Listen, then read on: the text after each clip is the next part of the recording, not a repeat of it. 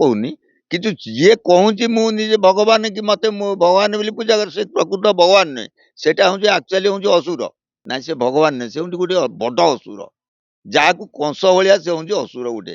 ଯେମିତି ଭୂତାସୁର, ଆଉ ଗୋଟେ ହଉଛି ସପ୍ତାସୁର, ଏବଂ ବସାସୁର, ତାଡକାସୁର, ଏମିତି ଯେମିତି କେତେ ପ୍ରକାର ସେ ସେଇଗୁଡାକ ସେଇଭଳିଆ ବ୍ୟବହାର ବର୍ତ୍ତମାନ କରିବେ।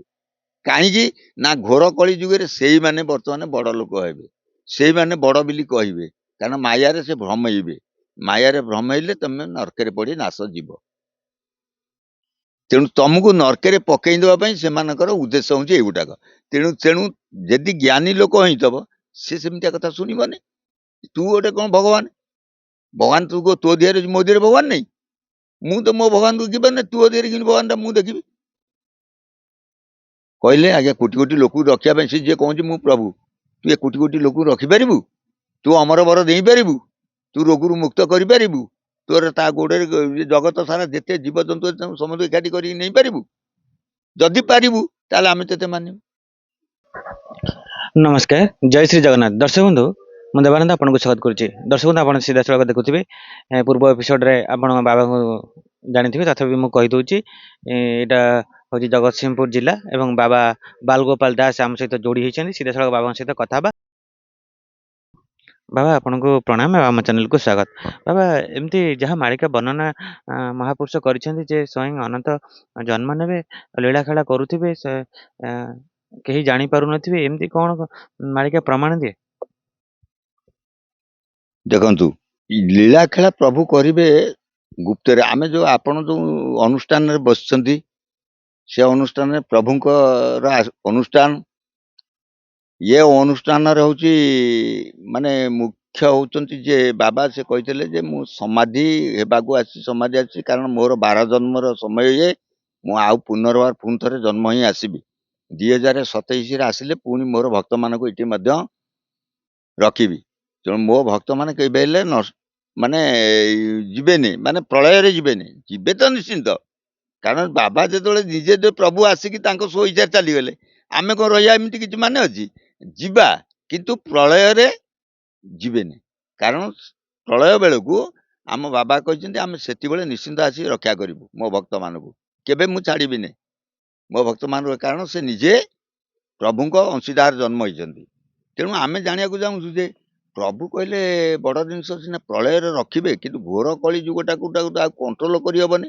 ତେଣୁ ସେ କହିଲେ ଯୁଗଟାକୁ ଦେଖିବା ପାଇଁ ଆସିଥିଲେ। ଇଏ ଅନନ୍ତ ଯୋଉ ଆମେ କହୁଛେ ଯେ ଇଏ ଯୋଉ ବଳରାମ, ବଳରାମ ହଉଛି ଅନନ୍ତ, କାରଣ ଅନନ୍ତ ରୂପରେ ସେ ବଳରାମ ହେଇଛନ୍ତି ନିଜେ। ତେଣୁ ସେ ଅନନ୍ତ ମହାପୁରୁଷ, ଯାହାର ଅନ୍ତ ନାହିଁ, ସେ ହଉଛନ୍ତି ଅନନ୍ତ। ଯାହାର ଆଦି ଅନ୍ତ ନାହିଁ, ଯାହାକୁ କଳନା ନ କରାଯାଇପାରିବ, ସେ ହଉଛନ୍ତି ଅନନ୍ତ। ଆଚ୍ଛା, ସେ ଅନନ୍ତ କଣ ହେଲେ ନା, ବର୍ତ୍ତମାନ ଆମେ ଜାଣିଛୁ ଇଏ ଅନନ୍ତ ପୀଠରେ ଇଏ ପ୍ରଭୁ ନିଜେ ଆସିକି କେହି ତାର ଅନ୍ତ ପାଇଲେନି କି ଜାଣିପାରିଲେନି। ସେ ଅନନ୍ତ ଆସି ତାଙ୍କ ଶୋଇଚା ଚାଲେ। କାରଣ କଣ ନା, ସେ ଏଇଠି ଗୋଟେ ଜାଗା ନିରୂପଣ କରିଦେଇ ଗଲେ, ଏଇଠି ଗୋଟେ ମାଟି ପକେଇ ଦେଇ ଗଲେ ଯେ ପୁନର୍ବାର ମୁଁ ଆସିବି, ଏ ଜାଗାଟା ମୋର ଅଛି, ମୁଁ ପୁନର୍ବାର ଆସିବି, ଏଠି ଲୀଳା କରିବି। ତେଣୁ ସେ ଜାଗାଟା ଯୋଉ ଆମେ ଯୋଉ ଦଶପନ୍ଥ କହୁଛେ କି ନେମାଳା କହୁଛେ, କିମ୍ବା ବଳରାମ ମଠ ଆମର ଏଇଠି କହୁଛେ, କି ଶିଶୁ ଅନନ୍ତ ମଠ ବାଲିପାଟଣା କହୁଛେ, ଜଗନ୍ନାଥ ମଠ ସାତ ଲହଡି ମଠ କହୁଛେ, ଏମିତି ସବୁ 5 ଜାଗା 5। ସେ ସବୁ କଣ କହିଲେ, ଜାଗା ସବୁ ସେ ସବୁ ତାଙ୍କୁ ନିରୂପଣ କରିଗଲେ। ଭଗବାନଙ୍କର ଆଗ ଶିଷ୍ୟ ଆସିଲେ ପଛରେ। କିନ୍ତୁ ବାବା, ଆମ ଦର୍ଶକ ବନ୍ଧୁ ମାନେ ଅନେକ ଉତ୍କଣ୍ଠା ରହିଛି ଯେ ଆପଣ ଦେଖୁଥିବେ ଯେ ନିର୍ଦ୍ଦିଷ୍ଟ କିଛି ଜାଗାରେ ଯେ ପ୍ରଭୁ କହୁଛନ୍ତି, ନିଜେ ନିଜେ ପ୍ରଭୁ କହୁଛନ୍ତି। ସିଧାସଳଖ ଆମେ କଥା ହେବା ସେଇ ବିଷୟରେ ବାବା। ନାଇଁ, ପ୍ରଭୁ ଏପର୍ଯ୍ୟନ୍ତ ପ୍ରଭୁ ଆସିଛନ୍ତି ଯଦିଓ ସେ ତାଙ୍କର ଏପର୍ଯ୍ୟନ୍ତ ଲୀଳା କରି ନାହାନ୍ତି। କାରଣ 2027ରେ ସେ ଲୀଳା ଆରମ୍ଭ କରିବେ, 2024ରେ ସେ ଜନ୍ମ ହେବେ। ଜନ୍ମ ହେଇଛନ୍ତି 2024ରେ, କିନ୍ତୁ 25, 26, 27 ଏ 3 ବର୍ଷ ଭିତରେ ସେ ଲୀଳା କରିପାରିବେ ନାହିଁ। ବାବା, ଆପଣ କହୁଛନ୍ତି 2024ରେ ପ୍ରଭୁ ଜନ୍ମ ହେଇଛନ୍ତି? କିଏ ଜନ୍ମ ହେଇଛନ୍ତି? ଶୁଣନ୍ତୁ, ତାଙ୍କୁ ଆମେ କଣ ଚିହ୍ନି ପାରିଲା ଭଳିଆ ଆମର ଯଦି ଥାନ୍ତା, ତାହେଲେ ଆମେ ତ ତାଙ୍କ ସାଙ୍ଗରେ ବସି ଖେଳିଥାନ୍ତେ। କିନ୍ତୁ ଆମର ତ ଖେଳିବାରେ ନାହିଁ। ଗୋଟିଏ ଜିନିଷ ଏତିକି ଜଣା ପଡିବ ଯେ ସେ କହିଛନ୍ତି ଅନୁଭବ କଲେ ସକଳ ସିଦ୍ଧି। ତମେ ଯଦି ଅନୁଭବ କରିପାରିଲ ଯେ ପ୍ରଭୁ କୋଉଠି ଅଛନ୍ତି, ପ୍ରଭୁ ତମ ପାଖରେ ଅଛନ୍ତି, ତମ ପାଖରେ ସବୁ ଅଛନ୍ତି, ତମ ପାଖରେ ଶାଳା ଅଛନ୍ତି, ତମ ପାଖରେ ମଙ୍ଗଳା ଅଛନ୍ତି, ତମ ପାଖରେ ଚଣ୍ଡୀ ଅଛନ୍ତି, ତମ ପାଖରେ ଚମେଡ଼ା ଅଛନ୍ତି, ତମ ପାଖରେ ବ୍ରହ୍ମା ଅଛନ୍ତି, ବିଷ୍ଣୁ ଅଛନ୍ତି, ଶିବ ଅଛନ୍ତି, ଗଣେଶ ଅଛନ୍ତି, ଯେତେ ପ୍ରକାର ନାଇଁ ବାବା ଆମେ ତ ଅନୁଭବ ନିଜେ କରିପାରିବା ଯେ ଆମେ ଭାବିବା କି ଆମେ ସବୁଠି ଘଟରେ ପ୍ରଭୁ ହିଁ ଅଛନ୍ତି। କିନ୍ତୁ ଜଣେ ନିଜେ ନିର୍ଦ୍ଦିଷ୍ଟ ଭାବରେ ଆପଣ କେମିତି କହିବେ ମୁଁ ନିଜେ ପ୍ରଭୁ ବୋଲି? ଦେଖନ୍ତୁ, ଯେତେବେଳେ ପ୍ରଭୁ କହିଛନ୍ତି ମୁଁ ଯାହାକୁ ହୋଇବି ସଦୟ ଜ୍ଞାନତା ହୃଦୟରୁ ଉଦୟ। ପ୍ରଭୁ ଯାହାକୁ ସଦୟ ହେବେ ତାଠୁ ଜ୍ଞାନ ଉଦୟ ହେବ। ଜ୍ଞାନଟା ହଉଛି ପ୍ରଭୁଙ୍କର, ମାନେ ଯାହାକୁ କୁହନ୍ତି ତାଙ୍କର ପରିଚାଳନା କାର୍ଯ୍ୟକ୍ରମଟା। ହଁ ଯେ ବାବା ଠିକ କଥା କହିଲେ। ଜ୍ଞାନଟା କିନ୍ତୁ ବାବା ଆପଣ ତ ସେଇଭଳିଆ ଅଲୌକିକ ଲୀଳା ଆପଣ ଦେଖେଇଲେ ତ ସେଇଭଳିଆ ପ୍ରଭୁଙ୍କ ଆମେ ଜାଣିବୁ ଯେ ପ୍ରଭୁ। ଦେଖନ୍ତୁ, ଗୋଟେ ବଡ ଜିନିଷ ଦେଖନ୍ତୁ, ଆମେ ଯୋଉ ଜାଗାରେ ବଇଥିଲୁ, ଇଏ ଜାଗା ଉପରେ ହଉଛି ଆପଣ ଦେଖନ୍ତୁ ପୋଖରୀଟା ଯୋଉ ଖାଲ, ସେ ଖାଲ ଉପରେ ରହିଥିଲୁ। ଏ ଖାଲ ଭିତରେ ଏଠି ପାଣି ଖାତ ଥିଲା, ସବୁ ଥିଲା, ଏଠି କିଛି ନଥିଲା। ତାପରେ ଏଇଟା ହଉଛି ବୁଦ୍ଧି ସାହିର ଗୋଚର ଜମି। ଏଇଟା ବି ପ୍ରକୃତ ମାନେ କାହାର ପର୍ସନାଲ ଜମି ପ୍ଲଟ ନୁହେଁ। ଆମେ କିନ୍ତୁ ରହିଛୁ ସେ ବାବାଙ୍କ ଆଶ୍ରିତରେ ଏଇଠି ରହିଛୁ। ଯେ ବାବା କହିଥିଲେ ଏଇଠି ଦିନେ କେମିତି ଆମେ ଅଲୋକିତ ବୋଲି ଭାବିଲୁ। ବାବା ଦିନେ କହିଲେ ଏଇଠି ଗୋଟେ ଜିନିଷ ମନେ ରଖିଥାଅ ପିଲାଏ, ଏଇଠି ଗୋଟେ ରଥଯାତ୍ରା ହେବ ଜଗନ୍ନାଥଙ୍କର। ଏଇଠି ଗୋଟେ ମନ୍ଦିର ଭଳି ହବ ଏବଂ ତା ଦେହରେ ରଥ ବି ଗଡ଼ିବ। ଏଇଠି ଜଗନ୍ନାଥଙ୍କ ଲୀଳାଧାମ ଏଇଠି କିଛି କିଛି ଅଂଶରେ ହବ, ଏଇଟା କହିଥିଲେ। ଆମେ ଦେଖୁଛୁ ଏ ଜାଗା ଉପରେ ସେଠି ମାଟି ପୋତା ସେଠି ଜଗନ୍ନାଥ ରଥ ଗଡ଼ିଲା। 2 ବର୍ଷ ବାବାଙ୍କର ପ୍ରୟାଣ 2 ବର୍ଷ ଭିତରେ ଏଠି ରଥ ତା ମନକୁ ଗଡ଼ିଲା। ଠାକୁର ବି ଦେଖ ଏମିତି ଯୋଜନା କଲେ ଯେ ଆମେ କୋଉ ଦାରୁ କଣ ଭଲ କଣ ମନ୍ଦ କଣ କି ଜାଣିନଥିଲୁ। ଯେତେବେଳେ ଦାରୁ ଖୋଜିବାକୁ ଗଲୁ, ଆମେ ପହଞ୍ଚିଲୁ, ଯାଇକି ଦାରୁ ପାଖରେ ପହଞ୍ଚିଲୁ। ଏଇଠି ଅଳ୍ପ ବାଟ ଦୂରରେ, କିଛି ବାଟ 2 କିଲୋମିଟର ଦୂରରେ ଗୋଟେ ଦାରୁ କିନ୍ତୁ ସେ ବିକ୍ରି ହେଇଥିଲା ଜଣକୁ ବିକା ହେଇଥିଲା 5,000 ଟଙ୍କା ତାଠୁ ନିଆ ହେଇଥିଲା ସେ ଗଛ। ଆମେ ଯାଇ ପହଞ୍ଚିଲୁ, ସେ ଆମେ ମନା କଲେ। ତାପରେ ଏମିତି ଷଡ଼ଯନ୍ତ୍ର ହେଲା ଯେ ଯୋଉ ଦି ଭାଇ ଯାକ ଯୋଉଟା ଦି ଭାଇଙ୍କର ବାଡିଆ ବାଡି ହେଇକି ଗଲେ ଥାନାକୁ, କୋର୍ଟ କଚେରୀ, ସେଇ ଗଛ ନେଇ। ଏ ଆମର ଆପଣ ବାବା ତାହେଲେ ଆପଣ କହୁଛନ୍ତି ଅନେକ ଅଲୌକିକ ଲୀଳା ଏ କ୍ଷେତ୍ରରେ ବହୁତ ଘଟୁଛି। ହେଇଯାଇଛି। କିନ୍ତୁ ବାବା ସେଇ କଥାକୁ ଆପଣ ତ ଆମେ କଥା ହବା, କିନ୍ତୁ ଆପଣ ଟିକେ ଆମ ଦର୍ଶକ ବନ୍ଧୁ ମାନଙ୍କୁ କ୍ଲିୟର କରନ୍ତୁ। ଯୋଉମାନେ କହୁଛନ୍ତି ନିଜେ ନିଜେ ପ୍ରଭୁ ନିର୍ଦ୍ଦିଷ୍ଟ ଭାବରେ କହୁଛନ୍ତି ଆମେ ପ୍ରଭୁ, ସେମିତି କଣ ହେଇପାରିବ କି? ସିଧା ଏ ସବୁ ମିଛ। ପ୍ରଭୁ କେବେ ହେଲେ କହେନେ ମୁଁ ନିଜେ ପ୍ରଭୁ। ଭଗବାନ କୃଷ୍ଣ ଆସିଥିଲେ କହିନଥିଲେ ମୁଁ ଭଗବାନ। ଶ୍ରୀରାମଚନ୍ଦ୍ର ଆଇଥିଲେ ସେ କେବେ କହିନଥିଲେ ଯେ ମୁଁ ନିଜେ ସ୍ୱୟଂ କଳା ଧରିକି ଆସିଥିଲି। କି ବାମନ ଯେତେବେଳେ ଯାଇଥିଲେ ସେ ବି କହିନଥିଲେ ଦିନେ ମୁଁ ବାମନ, ମୁଁ ଆଇଛି ଏତେ ଛୋଟ ହେଇକିରି, ବଡୁଟା ଲୋକ ଛୋଟଟା ହେଇଯାଇଛି ଯେ ବେଦ ପଢିକିରି ଏତେ ପ୍ରକାର ବଳିକି ପାତାଳ ଯାଉଥିଲେ, କିନ୍ତୁ ସେ କେବେ ହେଲେ କହିନଥିଲେ ଯେ ମୁଁ ଭଗବାନ ଆଇଛି ତତେ ମାଗିବା ପାଇଁ ଦାନ। ତେଣୁ କୌଣସି ଯୁଗରେ ଭଗବାନ କୌଣସି କାହାକୁ କେହି କହିନାହାନ୍ତି ମୁଁ ବଡ ବୋଲି। ଭଗବାନ ସଦାବେଳେ ଛୋଟ ହିଁ ରହିଛନ୍ତି, କିନ୍ତୁ ଖେଳ କରିଛନ୍ତି, ମାୟାରେ ଖେଳ କରିଛନ୍ତି। ଯେତେବେଳେ ଭଗବାନ ଦେହ ତ୍ୟାଗ କରିଛନ୍ତି, ସେତେବେଳେ ଲୋକ ଜାଣିଛନ୍ତି ଯେ କୃଷ୍ଣ ନୁହେଁ, ଇଏ ଭଗବାନ ନିଜେ ଗୋଟେ ମାନେ ସ୍ୱୟଂ ପ୍ରଭୁ ଆସିଥିଲେ। କେତେବେଳେ? ଯେତେବେଳେ ଭଗବାନ ନାଇଁ ବାବା ବାବା ଆମେ ତ ପ୍ରତ୍ୟେକ ଥର ଆମେ ଭିଡିଓ ମାଧ୍ୟମରେ କହୁଛୁ ଯେ ପ୍ରଭୁ ଯେଉଁମାନେ ନିର୍ଦ୍ଦିଷ୍ଟ ଭାବରେ କହୁଛନ୍ତି, କିନ୍ତୁ ସେମାନେ କିଛି ଅଲୌକିକ ଲୀଳା ଏମିତି କରିପାରୁନାହାନ୍ତି। ଅଲୌକିକ ଯଦି ପ୍ରଭୁ ଅଛନ୍ତି, ସେ ଗୁପ୍ତରେ ଲୀଳା କରୁଥିବେ, କେହି ଭକ୍ତମାନେ ଜାଣିପାରୁନଥିବେ। କିନ୍ତୁ ଯିଏ ଗୁପ୍ତରେ କହୁଛନ୍ତି ଆମେ ଲୀଳା କରୁଛୁ, ମୂଢ ଜନ ମାନେ କେହି ଜାଣିପାରୁନାହାନ୍ତି। କିନ୍ତୁ ଏଭଳି ସେମାନଙ୍କଠୁ ପ୍ରାୟ ବଡ ମୂର୍ଖ ପ୍ରାୟ ଭାରତବର୍ଷ। ସେମାନେ ପ୍ରକୃତ ଯାହା କୁହନ୍ତୁ ମହାପାପୀ। ଯିଏ କହେ ମୁଁ ବଡ, ମୁଁ ଏକା, ମୋ ଦୁନିଆରେ କେହି ନାହିଁ, ମୋଠୁ ବେଶୀ କିଛି ଜାଣିନାହାନ୍ତି, ଯାହା ଜାଣିଛି ମୁଁ ଜାଣିଛି, ମୁଁ ହଉଛି ଭଗବାନ, ମୁଁ ଯାହା କରୁଛି ସେଇଆ କରି। କାରଣ ଏହା କହିଥିଲା କିଏ ନା ଆମର ଯୋଉ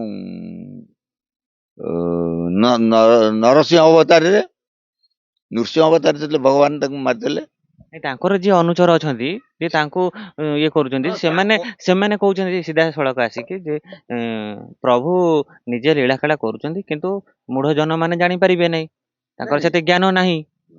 ନାଇଁ, ଲୋକ ଜାଣିବେ କି ନ ଜାଣିବେ କିନ୍ତୁ ସେ ଅଲଗା କଥା, ମୁଁ କହୁନି। କିନ୍ତୁ ଯିଏ କହୁଛି ମୁଁ ନିଜେ ଭଗବାନ, କି ମତେ ମୁଁ ଭଗବାନ ବୋଲି ପୂଜା କରେ, ସେ ପ୍ରକୃତ ଭଗବାନ ନୁହେଁ। ସେଟା ହଉଛି ଆକ୍ଚୁଆଲି ହଉଛି ଅସୁର। ସେ କେବେ ଦେବଂଶୀ ନୁହେଁ। କାରଣ ଦେବଂଶୀ ଯେମିତି ଆମର ତନ୍ତ୍ର ମନ୍ତ୍ର ଯନ୍ତ୍ର ଅଛି, ଦେବତା ମାନେ ତନ୍ତ୍ର ମନ୍ତ୍ର ବିଦ୍ୟା ଜାଣିଛନ୍ତି, ଅସୁର ମାନେ ବି ତନ୍ତ୍ର ମନ୍ତ୍ର ବିଦ୍ୟା ଜାଣିଛନ୍ତି। କାରଣ ଯିଏ ମାୟାରେ ଭୁଲେଇଲା, ଯିଏ ମାୟା କୁହୁକ ମନ୍ତ୍ର ଜାଣିଛି, ସେ କୁହୁକ ମନ୍ତ୍ର କରି ଯଦି କଳା ପାନଟାକୁ ଧଳା ପାନ କରିଦେବ, କି କାଳିଆ ଲୋକଟାକୁ ଧଳା କରିକି ଦେଖେଇ ଦବ, କିନ୍ତୁ ପ୍ରକୃତ କଣ କଳା କଣ ଧଳା ହେଇପାରିବ? କିଛି ସମୟ ପାଇଁ ଧଳା ହେଇପାରିବ ନା ଆଉ। ସେଇ ସମୟଟାକୁ ଦେଖିକି ସେ କହି ନଉଛି ମୁଁ ଭଗବାନ। ନାଇଁ, ସେ ଭଗବାନ ନାହିଁ, ସେ ହଉଛି ଗୋଟେ ବଡ ଅସୁର, ଯାହାକୁ କଂସ ଭଳିଆ ସେ ହଉଛି ଅସୁର ଗୋଟେ। ଯେମିତି ଭୂତାସୁର, ଆଉ ଗୋଟେ ହଉଛି ସପ୍ତାସୁର, ଏବଂ ବସାସୁର, ତାଡକାସୁର, ଏମିତି ଯେମିତି କେତେ ପ୍ରକାର ସେ ସେଇଗୁଡାକ ସେଇଭଳିଆ ବ୍ୟବହାର ବର୍ତ୍ତମାନ କରିବେ। କାହିଁକି ନା ଘୋର କଳି ଯୁଗରେ ସେଇମାନେ ବର୍ତ୍ତମାନ ବଡ ଲୋକ ହେବେ, ସେଇମାନେ ବଡ ବୋଲି କହିବେ, କାରଣ ମାୟାରେ ସେ ଭ୍ରମେଇବେ। ମାୟାରେ ଭ୍ରମେଇଲେ ତମେ ନର୍କରେ ପଡି ନାଶ ଯିବ। ତେଣୁ ତମକୁ ନର୍କରେ ପକେଇ ଦେବା ପାଇଁ ସେମାନଙ୍କର ଉଦ୍ଦେଶ୍ୟ ହଉଛି ଏଇଗୁଡାକ। ତେଣୁ ତେଣୁ ଯଦି ଜ୍ଞାନୀ ଲୋକ ହେଇଥିବ, ସେ ସେମିତିଆ କଥା ଶୁଣିବନି। ତୁ ଗୋଟେ କଣ ଭଗବାନ? ଭଗବାନ ତୁ ତୋ ଦେହରେ, ମୋ ଦେହରେ ଭଗବାନ ନାହିଁ? ମୁଁ ତ ମୋ ଭଗବାନଙ୍କୁ ଦେଖିପାରୁନି, ତୋ ଦେହରେ କିନ୍ତୁ ଭଗବାନଟା ମୁଁ ଦେଖିବି? ମୋ ଭଗବାନଙ୍କୁ ମୁଁ ଦେଖିପାରିବିନି। ସେଦିନ ଅଚ୍ୟୁତାନନ୍ଦ ଗୋସ୍ୱାମୀ କହେ, ଆତ୍ମାକୁ ଆତ୍ମାରେ ଦେଖ, ଦେଖିଲେ ପାଇବୁ ସୁଖ। ତୋର ଦେହେ ତୁଇ ଦେଖ, ଦିଶୁଅଛି ଜକ ଜକ, ଗୀତେ କହେ ପାମର ଅଚ୍ୟୁତିରେ ମୂଢମତି। ଇଏ ମନକୁ ବୁଝେଇକିରି କହିଛନ୍ତି, ମହାପୁରୁଷ କହିଛନ୍ତି, ତୁ କଣ ଭଜିବୁ? ଭଜନ ନାଗିଛି ଯାଇକି ନୀଳାନ୍ଦ୍ରି ବିହାରରେ, ଯୋଉଠି ଭଜନ ନାଗିଛି ସେଠି ଦିନ ରାତି ନାହିଁ, ତୁ କି ନାମ ଭଜିବୁ? ତେଣୁ ଗୋସ୍ୱାମୀ କହିଛନ୍ତି, ମାଳା ଭଜୁଚୁରେ ଭଜନ ରହିବ ନାହିଁ, ତୁ କିସ ଭଜିବୁ ଭଜନ ଲାଗିଛି ତ୍ରିପୁରା ମନ୍ଦିରେ ଯାଇ। କିନ୍ତୁ ବାବା ଆପଣ ଟିକେ ଗୋଟେ ଲକ୍ଷ୍ୟ ରଖନ୍ତୁ। ଆପଣ ମହାପୁରୁଷ ଯେଉଁ ସବୁ ବାଣୀ ଠାରଗାର ତାଙ୍କ ମାଳିକାରେ ବର୍ଣ୍ଣନା କରିଛନ୍ତି, ଯେଉଁ ସ୍ଥାନରେ ପ୍ରଭୁ ଆସିବେ, କେଉଁ କେଉଁ ସେଠି ସବୁ ଲକ୍ଷଣ ସବୁ କଣ ଥିବ, ଯାହା ସବୁ ବର୍ଣ୍ଣନା କରିଛନ୍ତି, କିନ୍ତୁ ସେୟାକୁ ସେ ଗ୍ରନ୍ଥକୁ ମାନେ ଦେଖେଇକି, ସେ ଗ୍ରନ୍ଥକୁ ପଢିକି ଆମେ ପୁରା ସେଇ ଭଳିଆ ଗୋଟେ ସ୍ଥାନ ପୁରା ନିରୂପଣ କରିଦେବା ଯେ ପ୍ରଭୁ ମାଳିକାରେ ଦେଖନ୍ତୁ ଆପଣ ଯେଉଁ ତଥ୍ୟ ସବୁ ମହାପୁରୁଷ ଦେଇଛନ୍ତି, ସେଇ ତଥ୍ୟ ଅଛି କି ନାହିଁ, ସେଇ ଦେହରେ ଚିହ୍ନ ବର୍ଣ୍ଣ ଅଛି କି ନାହିଁ, ଏମିତି ବି ସବୁ ହଉଛି। ଏମିତି ଅଛି, ଲୋକ ଦେଖୁଛନ୍ତି ଗଛ ବୃଛ ସବୁ ଲଗେଇ ଦିଅନ୍ତି। ଧର ଯୋଉ କୁହନ୍ତି ସେଠି ଥିବ ଆମର ଅଡମ୍ବରୁ ଗଛ ଥିବ, ଅଡମ୍ବରୁ ଗଛ ମୂଳରେ ଜଣେ ବାବାଜୀ ବସିଥିବ, ବାବାଜୀର ଆଶ୍ରମ ଥିବ, ସେଠି ପ୍ରଭୁ ଜନ୍ମ। ବାବାଜୀ ଥିବ କିନ୍ତୁ ପ୍ରଭୁ ନଥିବେ। କାହିଁକି ନା ସେ କୃତ୍ରିମ କରିଛି। କୃତ୍ରିମ ଉପାୟରେ ଆମେ ଆପଣ ଦେଖନ୍ତୁ, ଏଠି ଗୋଟେ ମଣ୍ଡପ, ଏଟା କଣ ମଣ୍ଡପ ଥିଲା କି ଆଗରୁ? ନା, ଉଷୁମା ନେଇଛି। ଆମେ ଗୋଟେ ମଣ୍ଡପ କରିଛୁ, ଆପଣଙ୍କୁ ବସେଇଛୁ ନା ନାଇଁ? ଚେୟାରଟେ ଆଣି ପକେଇ ନଉଛୁ, ଆପଣ ବସୁଛନ୍ତି ନା? ଚେୟାରଟା କଣ ଆଗରୁ ସେଠି ଥିଲା କି? ଆଗରୁ ଚେୟାର ଥିଲା କି? ଆଗରୁ ତ ଚେୟାର ନଥିଲା, ଆଗରୁ ଥିଲା ଆସନ। ଆପଣ ଦେଖନ୍ତୁ, ଭୂମିରେ ଆସନ ଥିଲା, ମାନେ ଯାହା କୁହନ୍ତି କୁଶ ଆସନ। କୁଶ ଆସନରେ ଲୋକ ବସୁଥିଲେ। ବର୍ତ୍ତମାନ ଆମେ ଚେୟାରରେ ବସିଲେ, ତାହେଲେ ଚେୟାରଟା କୋଉଠି ଥିଲା? କୃତ୍ରିମ ବାଟରେ ଆସିଗଲା ଚେୟାରଟା ନା ନାଇଁ? ତେଣୁ ଇଏ ଯୋଉ କୃତ୍ରିମ ବେପାର ବର୍ତ୍ତମାନ ଚାଲିଛି, ଲୋକଙ୍କୁ ଯୋଉ ଭେଳିକି ଲାଗିକିରି ବର୍ତ୍ତମାନ କିଛି ଲୋକ ଅଛନ୍ତି ଭେଳିକି କହି ଚଳନ୍ତି, ସେ ସବୁ ରହିବେ ନାହିଁ ନା? ସେ ଭେଳିକି ବି ରହିବନି, ସେ ସବୁ ବୁଡିଯିବ। ବାବା, ଆମେ କହିବା କଥା ଯେ ପର୍ଯ୍ୟନ୍ତ ଏସବୁ ଏମିତି ଚାଲିଥିବ, ଯେମିତି ଆପଣ ଦେଖିଲେ ଦ୍ୱାପର ଯୁଗରେ ଯେତେବେଳେ ପ୍ରଭୁ ଶ୍ରୀକୃଷ୍ଣ ଥିଲେ, ସେତେବେଳେ ବି ପଣ୍ଡୁକ ନାମଧାରୀ ସେ ବି ନିଜକୁ ମନେ ମନେ କହୁଥିଲେ ମୁଁ ପ୍ରଭୁ। ନାଇଁ, ଭଗବାନ କୃଷ୍ଣ କହିଛନ୍ତି କେବେ ପ୍ରଭୁ କହିଛନ୍ତି? କେବେ କହିନାହାନ୍ତି। ଦେଖନ୍ତୁ, ଗୀତାରେ ଭଗବାନ ତାଙ୍କ ବିଶ୍ୱରୂପ ଅର୍ଜୁନକୁ ଦେଖେଇଛନ୍ତି। ତୁ ଦେଖେ, ମୁଁ ଦେଖେ, କିନ୍ତୁ ବିଶ୍ୱରୂପ ଦେଖି ସାରିଲା ପରେ ସେ କେବେ କହିଛନ୍ତି ମୁଁ ଭଗବାନ ତତେ ମୁଁ ବିଶ୍ୱରୂପ ଦେଖେଇଲି ତୁ ବୋଲି କହିଛନ୍ତି? କିନ୍ତୁ ଏସବୁ ପ୍ରଭୁଙ୍କୁ ନେଇକି ଏସବୁ ମିଛ ଭେଳିକି କରିବା କେତେ ଦୂର ଠିକ ବାବା? ଇଏ ସବୁ ବର୍ତ୍ତମାନ ମୁଁ ଆପଣଙ୍କୁ ଗୋଟିଏ ପ୍ରଶ୍ନର ଉତ୍ତର ଦେଇଛି। ଘୋର କଳି ଯୁଗେ କାହାର ଜ୍ଞାନ ନ ରହିବ, ଘରେ ଘରେ ଏ ଯୋଉ ମିଛ ମିଛ ବାତାବରଣ ଯୋଉଟା ଚାଲିଛି ଏ ଘୋର କଳି ଯୁଗରେ, ସେଟା ସମ୍ପୂର୍ଣ୍ଣ ବୁଡିଯିବ। ସତ୍ୟ ପ୍ରକାଶ ହେବ। 2027ରେ ସତ୍ୟ ନିଜିଷ୍ଠ ଆସିବ। ଏବଂ ଇଏ ଯୋଉ ଛାପା ନୁଗା, ଯୋଉ ନାଲିଆ ନେଳିଆ ସବୁ ପିନ୍ଧିକିରି ମୁଣ୍ଡରେ କାନ୍ଧରେ ପକେଇକି ଯୋଉ ବୁଲୁଛନ୍ତି, ସେ ସବୁ କିଛି ରହିବନି, ସମ୍ପୂର୍ଣ୍ଣ ବୁଡିଯିବ। ସତ୍ୟ ସାଧାରଣ। 6ଟି ଯେ ଶିଶୁକୁ ନା ସିଂହରି ସ୍ଥାନ, ସଦା ଶେଷ ଦେବ ସଦାକାଳେ ସଦା ଶୟନ। ତେଣୁ ସ ଯୋଉ ଅକ୍ଷରଟି, ସେ ହଉଛି ଶେଷ। ଶେଷ ଅକ୍ଷର ସ। ଏପର୍ଯ୍ୟନ୍ତ ଯୋଉମାନେ କହୁଛନ୍ତି ସେମାନେ କିଛି ଜାଣିନାହାନ୍ତି। ସେମାନେ ଚାହୁଁଛନ୍ତି କଣ? ଭକ୍ତି ଭାବରେ ତାଙ୍କର ନାହିଁ, ତାଙ୍କର କିଛି ତନ୍ତ୍ର ବିଦ୍ୟା ସାଜିଛନ୍ତି।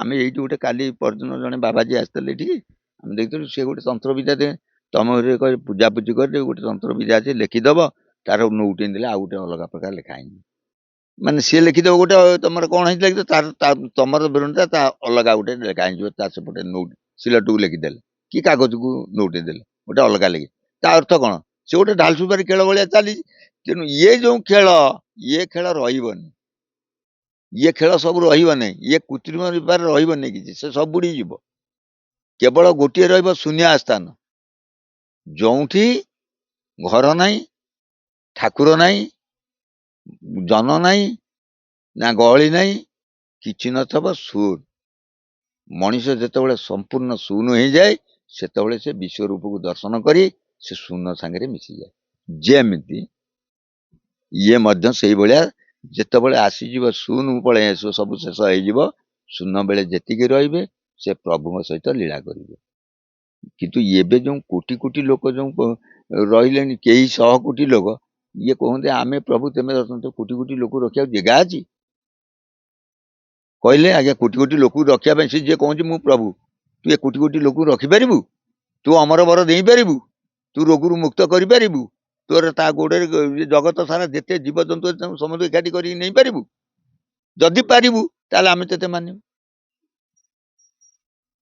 ଆଉ ଯେ କଥାବାର୍ତ୍ତାରେ କହିଦେବ ପ୍ରଭୁ ବୋଲି ସେଗୁଡା କଣ ଆମେ ଶୁଣିବା କି ଆମେ ଦେଖୁଛେ ଏଇଠି ଗଛ ଲତା ସବୁ ଅଛି ଏଠି ଗୋଟେ ଗଛ ମଣିଷ କୋଟି କୋଟି ଗଛ କୋଟି କୋଟି ମଣିଷ କୋଟି କୋଟି ଜୀବଜନ୍ତୁ 56 କୋଟି ଜୀବଜନ୍ତୁ ସବୁ ଗୁଡା ଏତେ ଦେଖିଲା ଜାଗା ନାହିଁ ଘର କରିବାକୁ ବର୍ତ୍ତମାନ ବିଲ ପୋତା ହିଁ ଘର କରାହେଲାଣି କାହିଁ ଘର କରାହଉଛି ନା ଭାଇ କାଳେ ମୋଠୁ ଭାଗ ନେଇଯିବ ସେଠି ଇଠି ସମ୍ପତ୍ତି ଅଛି ମୁଁ ଇଠି କଲେ ଭାଇ ଭାଗ ନବ କୋଠାଟା ମୁଁ ଆଉ କୋଠା ଇଠି କରିବିନି ମୁଁ ସାଡେ ଜାଗା କିଣି ମୋ ପାଖେ ଟଙ୍କା ଅଛି ମୁଁ ସାଡେ ଜାଗା କିଣି ଗୋଟେ ନୂଆ କୋଠା କରିଦେବି ବାସ ଗଲା ମୋର ମୁଁ ରହିଲି ମୋ ନାଁରେ ରହିଲା ଭାଇ ତ ଆକୁ ଭାଗ ନେଇକିରି ବୁଢିକି ନେଇକି ପୁଣି ସେଠି କୋଉଠି ଆଉ ଦେତାଳା କରିବି ଏଠି କାହିଁ ଭାଇକି ଭାଗ ଦେବି ଯୋଉ ମାନେ କୃତ୍ରିମ ବେପାର ଚାଲିଛି ବର୍ତ୍ତମାନ ବାବାଜୀ କିଛି ବି ଏଇଭଳିଆ ବେପାର ଆରମ୍ଭ କଲେ କିନ୍ତୁ ବାବା ଆମକୁ ତ ପୁରା ସିଧାସଳଖ ଆକ୍ଷେପ କରାଯାଉଛି କିନ୍ତୁ ଆମେ କାହାକୁ ଆକ୍ଷେପ କରିକି କହିବା ଆମର କୌଣସି ଉଦ୍ଦେଶ୍ୟ ନୁହେଁ ନା ପ୍ରଭୁ କହିଲେ ନାଇଁ କି 56 କୋଟି ଜୀବଜନ୍ତୁ ସର୍ବ ଘଟେ ଏକ ଲୀଳା ନିମନ୍ତେ ନାନାକାର ଭଣେ ଦିନ ଅଛି ତେଣୁ 56 କୋଟି ଜୀବଜନ୍ତୁ ସମସ୍ତ ପାଖରେ ଭଗବାନ ଅଛନ୍ତି